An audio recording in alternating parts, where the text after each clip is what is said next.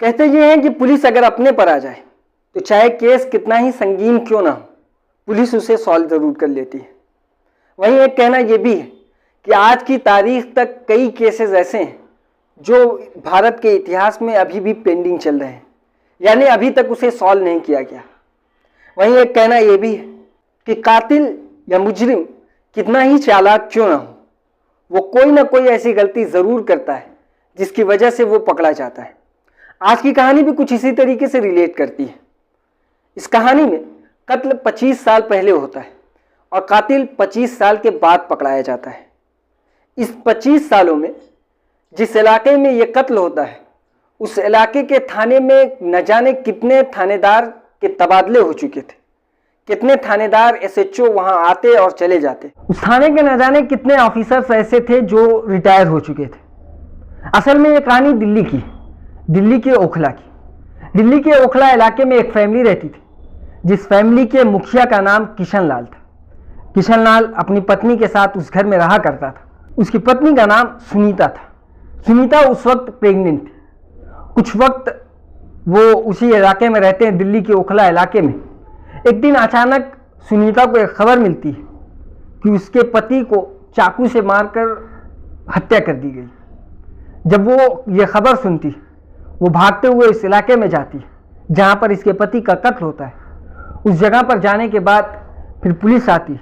Police उस body को postmortem के लिए लेकर जाती है और पोस्टमार्टम में लेकर जाने के बाद फिर उसका दाह संस्कार होता है। उसके बाद इस केस में जो मुलजिम ठहराया जाता है उसका नाम था रामू। असल में रामू का नाम इसलिए सामने आता है कि जब पुलिस सुनीता से पूछताछ करती है तो सुनीता ने इल्ज़ाम लगाया कि आखिरी बार रामू के साथ उसका पति किशनलाल देखा गया था। उस वक्त उसके साथ रामू ही था और उसके बाद से रामू लापता चल रहा है। जब ये पुलिस को खबर मिलती है, पुलिस तफ्तीश करती है, खोजबीन करती है रामू की, लेकिन पुलिस के हाथ कुछ भी नहीं लगता। काफ़ी दिन तक ये खोज भी चलती रहती। ऑफिसर्स लगे रहते हैं, ड्यूटी पे लगे रहते हैं। उसकी पत्नी पुलिस ऑफिसर के पास जाती है, विनती करती है कि उसके पति का केस को हैंडल किया जाए और उसके पति के कातिल को पकड़वाया जाए, लेकिन पुलिस तमाम कोशिशों के बावजूद उस कातिल को पकड़ नहीं पा रही थी और वो कातिल उस जगह से फरार हो चुका था। उसका कोई भी अता पता नहीं था। वक्त बीतता है, 10 दिन गुजरते हैं, 15 दिन गुजरते हैं। सुनीता वक्त वक्त पे थाने जाती है, वहाँ के एसएचओ से विनती करती है कि उसके पति के कातिल को पकड़ा जाए, लेकिन पुलिस के हाथ उसके पति के कातिल से रिलेटेड कुछ भी नहीं लगता है। अब वक्त बीतता है, धीरे धीरे वक्त गुजरता रहता है। 25 साल के बीच ये वक्त चलता रहता है। कई ऑफिसर्स आए, कई ऑफिसर्स बदले गए, कितने ऑफिसर्स वहाँ से रिटायर हो चुके, लेकिन इस केस की गुत्थी नहीं सुलझ रही थी। 25 साल से पहले यानी जो 24वां साल था, उस वक्त एक ऑफिसर आता है उस थाने में और उस ऑफिसर ने एक हुक्म दिया कि तमाम केसेस जो पुराने पेंडिंग पड़े हैं उसे दोबारा से चेक किया जाए, उसे रीओपन किया जाए। तमाम केसेस को खोला जाता है। उन केसों में एक केस पे नज़र पड़ती है इस ऑफिसर की और वो केस होता है किशन लाल का। अब ये पुराना केस होने की वजह से सुनीता अब थाने नहीं आती थी। वो भी थक हार चुकी थी इस केस को लेकर, क्योंकि उसका कोई अता पता चल नहीं रहा था। फिर ये पता लगाया जाता है कि आखिर सुनीता इस वक्त कहाँ है। पुलिस ऑफिसर सुनीता के पास जाते हैं, उससे पूछताछ करते हैं। वो बताती है, कहती है कि इस तरीके से ये कत्ल हुआ और उसके बाद से आज तक रामू का कोई पता नहीं। लेकिन सुनीता एक चीज़ और बताती है। सुनीता कहती है कि मैं एक क्लू देती हूँ जिसकी वजह से शायद आप कातिल तक पहुँच जाए। और यह क्लू उसने जब थाने में वो इससे पहले जाती थी उसने उस वक्त भी आला अफसरान को दिया था, लेकिन मामला ताज़ा होने की वजह से यह संभावना नहीं व्यक्त की जा रही थी कि वो इस तरीके से पकड़ा जा सकता है।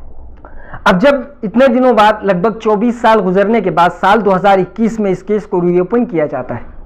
उसके बाद जब पुलिस ऑफिसर सुनीता से बात करते हैं, वो एक बात ये बताती है। वो कहती है कि असल में रामू का एक बड़ा भाई है जो कि अपनी फैमिली के साथ इसी दिल्ली के फलां इलाके में रहता है और ये सदियों से उस जगह पर रहता आया है। पुलिस को जब ये पता चलता है तो पुलिस इस मामले को उसके भाई से पूछताछ करने तक लेकर जाती है। उस इलाके में जाती है जहाँ पर इसका भाई होता है, लेकिन उसके भाई से डायरेक्ट नहीं मिलते। वो गुप्त तरीके से ये अंदाजा लगाना चाहती थी क्या रामू का आना जाना इस घर में है, यानी वो अपने भाई से मिलता जुलता है। लेकिन इस बीच उसको उसका कोई पता नहीं चलता कि रामू इस घर में आता जाता है। आस पड़ोस वालों से बहाने बहाने से पूछा जाता, लेकिन कोई भी इसका पता नहीं बताता कि रामू इस घर में आता जाता है। अब उसके बाद इसी बीच पुलिस को एक खबर मिलती है। अब वो खबर ये होती है कि रामू की माँ, जो कि एक रोड एक्सीडेंट में कुछ दिन पहले मर चुकी है, यानी कुछ ही दिन पहले रामू की माँ का रोड एक्सीडेंट होता है और उस एक्सीडेंट में रामू की माँ इस दुनिया को छोड़ देती है। अब जैसे ही पुलिस को यह खबर मिलती है, पुलिस का जो माइंड होता है वो काम करना शुरू कर देता है। असल में वो उसके बाद फिर उसके भाई के घर जाती है जो दिल्ली के एक इलाके में रहता था, और वहाँ एक सादी सिविल ड्रेस में, एक सादी वर्दी में वो जाते हैं और अपने आप को गवर्नमेंट की तरफ से इंश्योरेंस के एजेंट बताते हैं। यानी वो कहते हैं कि हम इंश्योरेंस के एजेंट हैं, जो कि रोड एक्सीडेंट में जितने लोगों की मौत होती है उन्हें सरकार की तरफ से मुआवजा दिया जाता है और उस मुआवजे के लिए हम तफ्तीश करने आपके यहाँ हैं। जब वो उसके घर में पूछताछ करते हैं, सब कुछ धीरे धीरे करके एक एक चीज़ पूछते हैं। पहले वो उसका नाम पूछते हैं, फिर मरने वाले के बेटे का पता पूछते हैं, और ये सब कुछ एक बहाने के थ्रू पूछते हैं, यानी डायरेक्ट क्वेश्चन नहीं करते ताकि उसे शक हो सके। सब कुछ अपने बेटों के बारे में वो बताता है, उसका बड़ा भाई खुद के बारे में बताता है, अपनी पत्नी के बारे में बताता है, माँ के बारे में बताता है और अपने पिता के बारे में बताता है। जब उससे उसके भाई के बारे में पूछा जाता है कि क्या इस औरत के कोई और भी बेटा था, तो बताता है कि हाँ, एक और बड़ा भाई मेरा था जिसका नाम रामू है, लेकिन इससे मेरा कांटेक्ट लगभग 24 से 25 साल हो गया, हमारा कोई ताल्लुक नहीं। वो कहाँ रहता है, क्या करता है, मुझे कुछ भी नहीं पता। तो उसके बारे में पूछा जाता है कि क्या उसकी कोई फैमिली थी उस वक्त, तो बताता है कि हाँ, उसका एक बेटा भी था और उसकी पत्नी, ये सब लोग उस वक्त मौजूद थे, लेकिन लगभग 24 से 25 साल हो गए, उसके बारे में अब मुझे कुछ भी नहीं पता है। वो डायरेक्ट अपने भाई से अपने रिश्ते को कट करता है और वो कहता है कि उससे उसका कोई रिलेशन नहीं। जब पुलिस को यह पता चलता है, पुलिस का मामला यहीं ठप हो जाता है।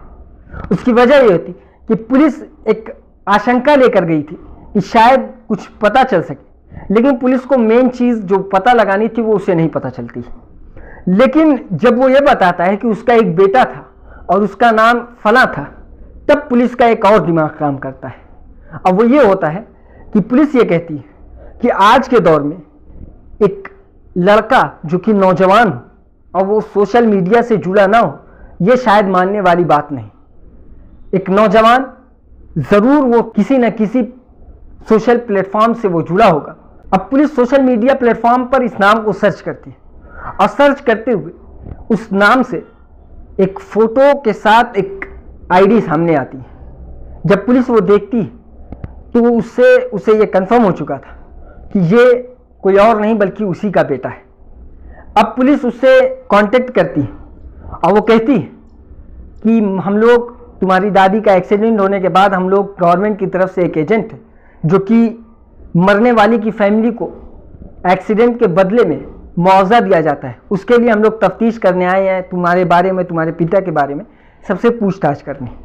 फिर वो फेसबुक से एड्रेस निकालते हैं, उस घर पे जाते हैं और घर पे जाने के बाद उस लड़के से मुलाकात करते हैं और उसके बाद उसके बारे में, उसकी फैमिली के बारे में सब कुछ पूछते हैं। तो इस बीच जब उससे पूछा गया कि आखिर तुम्हारे पिता कहाँ हैं, तो बताता है कि हाँ, वो इसी लखनऊ में, और वो एक कारोबार करते हैं जो कि ई रिक्शे का कारोबार है। ई रिक्शे का कारोबार बताना है। और जब उससे नाम पूछा जाता है तो वो नाम बताता है कि उसके पिता का नाम अशोक कुमार है। अब पुलिस ये देखती है कि पुलिस तो एक रामू को खोज रही, लेकिन यहाँ पर उसका नाम अशोक कुमार है। और उसके बाद जब और तफ्तीश करती है तो पता ये चलता है कि ये अशोक कुमार कोई और नहीं बल्कि वही रामू है। लेकिन अगर ये पुलिस डायरेक्ट उसे जाकर पकड़ लेती और ये कहती कि तुम ही रामू, तो शायद वो पहले से सतर्क हो जाता और सतर्क होने के बाद वो वहाँ से फरार भी हो सकता था। अब इस बीच जब उससे पुलिस मुलाकात करती है तो एक सिविल ड्रेस में होती है और वो अपने आप को ई रिक्शा का एजेंट बताती है कि ई रिक्शा की एजेंसी का कोई काम है जो कि आपसे करना है। फिर वो उससे मिलती है और मिलने के बाद फिर आईडीज़ मांगती है, यानी प्रूफ मांगती है कि प्रूफ के थ्रू ई रिक्शे का जो कारोबार है वो हम आपसे जोड़ सकते हैं। तो जब वो अपना आधार कार्ड निकाल के देता है तो उस आधार कार्ड में वो नाम जब देखती है तो नाम उसका रामू नहीं बल्कि अशोक कुमार होता है। पुलिस ये देख के शॉक्ड होती है, और शॉक्ड इसलिए होती है कि कहीं अगर हम इन्हें रामू समझकर दिल्ली लेकर गए तो ये अगर रामू ना निकला तो हमारी फजीहत हो जाएगी।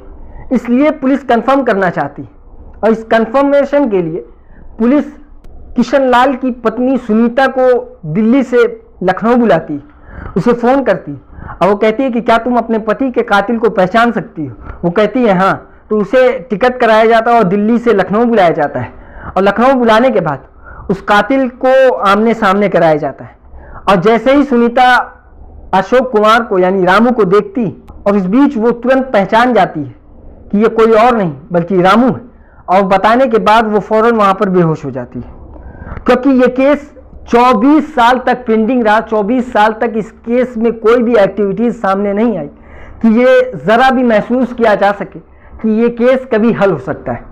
लेकिन पुलिस का एक ऑफिसर जो आता है और वो अपनी दिलचस्पी इस केस में लगाता है, और उसका नतीजा ये निकल के आता है कि 25 साल पहले हुए कत्ल का पर्दा 25 साल के बाद फाश होता है। अब पुलिस उसे दिल्ली लेकर जाती है, दिल्ली में पूछताछ करती है कि आखिर तुमने क्यों किशन लाल का कत्ल किया। तो वो बताता है, और कहानी ये निकलकर सामने आती है कि उसने किशन लाल का कत्ल इसलिए किया कि उसे ये पता चला था कि किशन लाल के पास एक मुश्त कुछ पैसे आए, यानी उसके पास कुछ ज़्यादा पैसे आ चुके, और इधर रामू को उस पैसे की बेहद ज़रूरत थी। इसलिए उसने सबसे पहले किशन लाल को शराब पिलाने के बहाने वो अपने पास बुलाता है, उसके बाद शराब पिलाता है, फिर चाकू से उसका कत्ल करता है, और वो तमाम पैसे उससे छीनकर वो वहाँ से फरार हो जाता है। कई दिन तक, लगभग सालों तक उसने किसी अपने तमाम रिश्तेदारों से अपना कट ऑफ किया, किसी से मिलने की कोशिश भी नहीं की।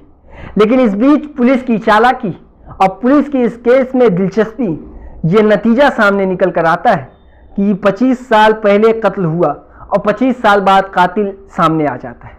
शायद इस रामू की माँ का अगर रोड एक्सीडेंट में मौत इसकी नहीं हुई होती तो शायद इस केस को सॉल्व करने में अभी भी वक्त लग जाता, या ये कह लीजिए जैसे हिंदुस्तान के इतिहास में बहुत से केसेस अभी भी पेंडिंग हैं, उसी तरीके से ये केस भी पेंडिंग रहता।